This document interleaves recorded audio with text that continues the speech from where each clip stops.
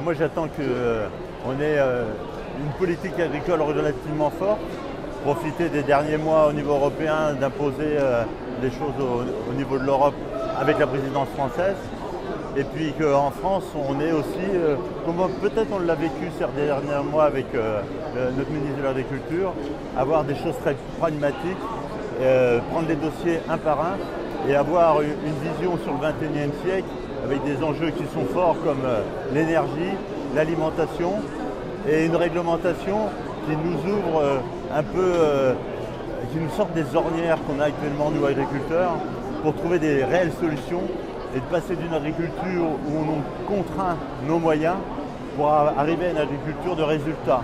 Trois mesures essentielles liées à la fois à l'énergie mais aussi à l'alimentation, c'est lié forcément au changement climatique. Donc il faut stocker l'eau.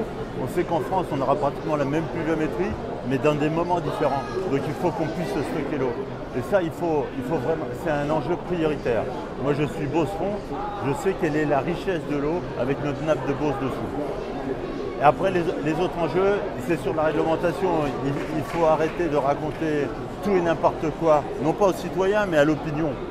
Et qu'on ait des réalités sur des bases scientifiques pour trouver des vraies réponses en termes de production, de quantité, parce qu'il faudra produire de la quantité, et en termes évidemment de qualité, de protection de l'environnement, c'est des choses qui sont évidemment liées à tout ça.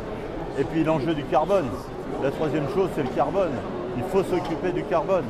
Il faut que nous, agriculteurs, on puisse être en capacité d'en capter le maximum et de le mettre dans une économie complètement circulaire et durable.